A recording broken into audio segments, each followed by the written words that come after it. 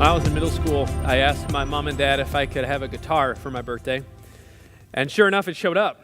It was an electric guitar, beginner guitar, Epiphone is what it was, and it had a black body and a white pick guard. And the moment I opened up this guitar was the exact moment that all these images started flooding through my brain of how I would soon dazzle crowds of thousands just like Jimi Hendrix and B.B. King, right? Your mind really lets loose at this age. And it did. You can see how that turned out. But that's what I wanted to be in that moment. I wanted to impress people and be able to shred this guitar like crazy with all the greats. And I took this image and this expectation, this hope, this desire, this overconfidence into our first guitar lesson, my first guitar lesson. And I remember I had this like sling bag, kind of this backpack soft case that this guitar went in. And so I had it over my shoulder with this big smile on my face, walking past guitars that were more expensive than my life at that point. And I sat down in the back of this guitar store, and there was a little room where they had lessons. And I sat down in this cold brown chair, big smile on my face, and I put the guitar on the ground, and I opened up the case, and I looked up, and the smile immediately vanished. It wasn't the instructor, it was what I saw in front of me on this music stand. There was one sheet of white paper, and in big black words it said, "Mary had a little lamb." And I thought to myself, how am I supposed to dazzle a crowd with that? You expect me, after this first guitar lesson, to go back to middle school and say, guys, guess what? I learned Mary had a little lamb on the guitar. That doesn't exactly win you friends, right? Oh, where's the AC/DC, right? Where's the Led Zeppelin? Where's all the good stuff where I could really lay into this thing, even though I had no idea what I was doing? My experience, that first guitar lesson, was a whole lot different than I imagined it to be. And I'll bet that you've been in a situation like that before. That you had an image in your mind of what something was, and then you started to experience it, and it was a whole lot different than you hoped it would be. Solomon's there too. I mean, you're not alone in this. Solomon's there too. He has this image in his mind of what satisfaction, pleasure, and excitement are going to be, but it's a whole lot different when he experienced it. Last week, you might recall, we jumped into Ecclesiastes chapter 1. And we talked about Solomon's focus on the limitations of this world. That there's aspects of this world around us and people in it that we believe are going to satisfy us fully, but they won't. And Solomon says that. Remember, he used that word vanity a whole bunch of times. This word that means frustratingly empty. That means gone. That means meaningless. It's like trying to catch steam that rises up from a boiling pot of water. And you think you got it, and then you look in your hands, and there's nothing there. Solomon says, that's how my life is. Ecclesiastes is a reflection of his life at the end of it. And he says, when I thought I had it all, I opened up my hands, and I had nothing. Nothing. And so chapter 2, he continues. Chapter 1, he said, let's think about this concept. Now, chapter 2, he said, let's live it. And did you hear how verse 1 started, chapter 2?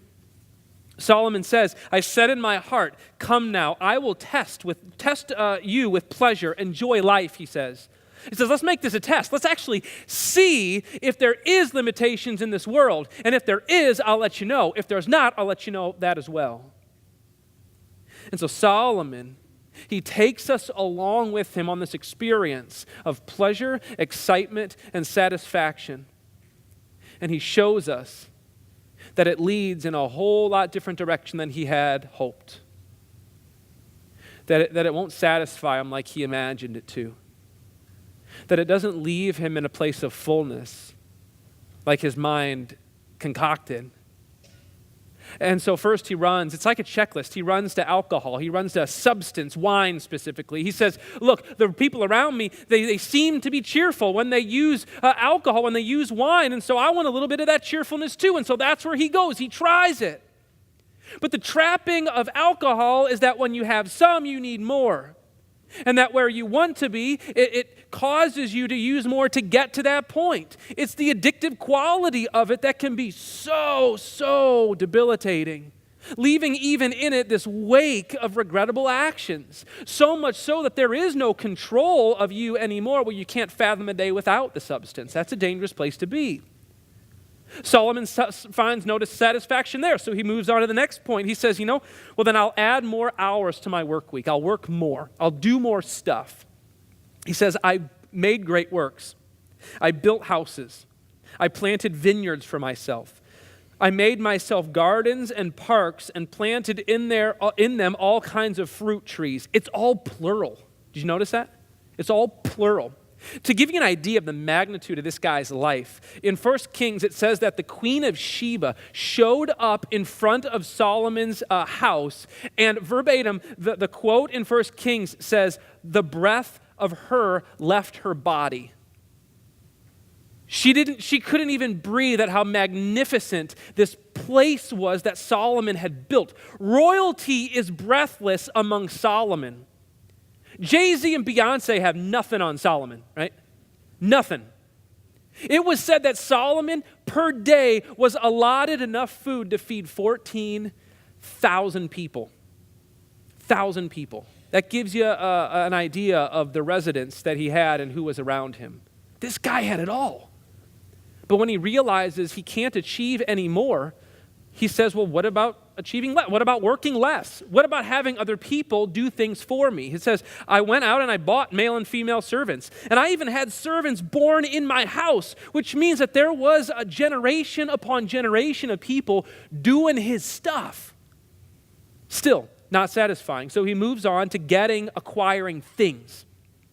He said, I also had great possessions of herds and flocks, silver and gold, and the treasure of kings. I had it all there too. But still not satisfied. So he moves on to experiences, right? Like a good vacation or something. That'll really satisfy him.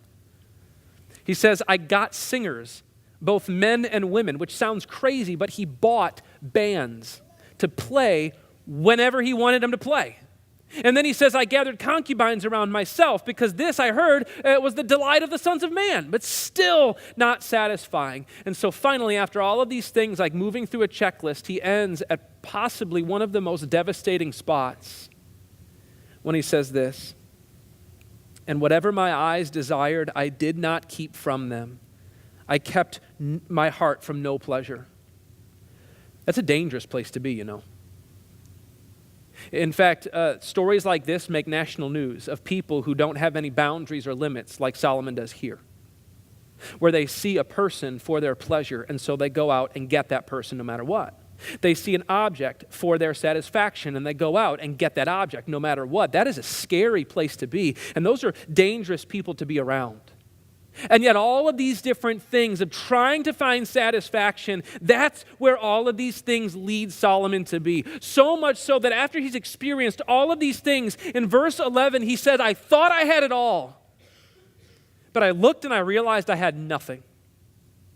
I had nothing. Where are you in that list?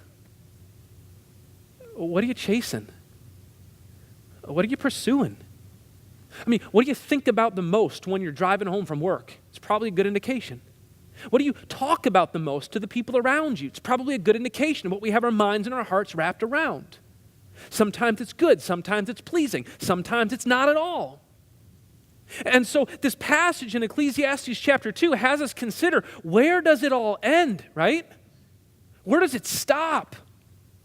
Where does contentment start to dig its claws into our life so we're not often pursuing all of these different things over and over and over again? Because if we don't wrestle with this question, at least as the people who faithfully followed Jesus, where does it all end? We'll inevitably find ourselves tearing through the gifts of God that he gives to us in pursuit of something that we want different. Here's the irony. The something that we want different in our life always changes. Always changes. What you want today is not the same thing you wanted a year ago. And what you want a year from now is not the same as you want today. It always changes, and yet we're always pursuing. Where does it end? Worse yet, it comes to people as well. That we start to tear into the people around us for what they fail to provide us. Suppressing the fact that God has made everybody different, everybody unique, and everybody wonderful. And magnifying this aspect in our life that we have to try to manipulate people to give us what we want. It sounds as bad as it is. And if this is what happens in our life, pursuing things recklessly, one thing after another, through all of the different means, maybe similar to Solomon, we might as well just go up to the people who are important around us and say, look, this life, it's all about me. I mean, they might as well ought to know, right? If that's going to be the motivation of our life, if that's going to be the inclination of our life, it's all about me. I told this story of learning, or trying to learn, Mary Had a Little Lamb to a friend of mine named Blake a couple years back. He plays guitar as well, and his eyes lit up. Not exactly the response that I had imagined. His eyes lit up. He says, Tom, you gotta listen to Stevie Ray Vaughan's version of Mary Had a Little Lamb. I had never heard of Stevie Ray Vaughan and Mary Had a Little Lamb in the same sentence, and yet he did in that moment. And so, with some skepticism, I went to YouTube and I pulled it up. I typed in Stevie Ray Vaughan, Mary Had a Little Lamb, and sure enough, that song is rocking. It's really good, and it's really kind of embarrassing just for a moment when you realize you're tapping your foot to Mary Had a Little Lamb, right? To this children's song. But what I realized in that moment is that Stevie Ray Vaughan saw this childhood song as a way to showcase his skill and his talent. And yet I looked at the same song as a hindrance to the talent that I wanted. Same thing, two different approaches. Stevie Ray Vaughan saw this song as a way to showcase his talent and skill, but I saw that very same song as a hindrance of the skill and the talent that I wanted. Solomon is saying these things not to leave us in a whole new place of depression, not to leave us at a whole new level of emptiness. It's not his point here, that we would leave the church and go, life's just worthless, who cares? But to open up our eyes to see that the very things that we may pass over as inconsequential to life may very well be the blessings that God uses to showcase his love and his care for us. Same thing, seen in two different ways. And there's this turn of phrase that happens here in Ecclesiastes chapter 2. Solomon says there's nothing better for a person than that he should eat and drink and find enjoyment in his life. And now what we would expect for Solomon to say is, and this also I saw as vanity, hopelessness, emptiness, but he doesn't. He doesn't. He says, this also I saw is from the hand of God, for apart from him, who can eat and who can have enjoyment at all? Solomon leads us to see that pleasure, excitement, satisfaction, there are good things because they come from God. He allows us to delight in his creation and the people and the things that he has placed around us within it. And all of these things and these people that God has placed around us within this world are not rungs in a ladder to try to get as high as we can in life, because truth be told, when you get to the top of a ladder, where are you? You're at the bottom of another one. You're at the bottom of another one. But Solomon says, hold on a second. The very things around us and the people in our lives very well may be God's answer to the prayer that we pray every Sunday, and hopefully more than that. Give us this day our daily bread. You ever have those moments where you go out to the mailbox and you open it up and you're thumbing through the mail and you see the card that says dentist appointment in a month and a half? And you're like, oh, I made plans that day, right? And you have to kind of shuffle schedules, or you recognize that there are more doctor's appointments than you want, and so you have to kind of move things around. And even though it is a tremendous blessing of healing, we see it as another obligation to try to just get through. I would imagine that the man born blind healed by Jesus in John chapter 9, and also the man who was healed from leprosy in Matthew chapter 8 would have something different to say about healing. Something we take advantage of and oftentimes overlook now, but was certainly a blessing in their life. Same thing, seen two different ways.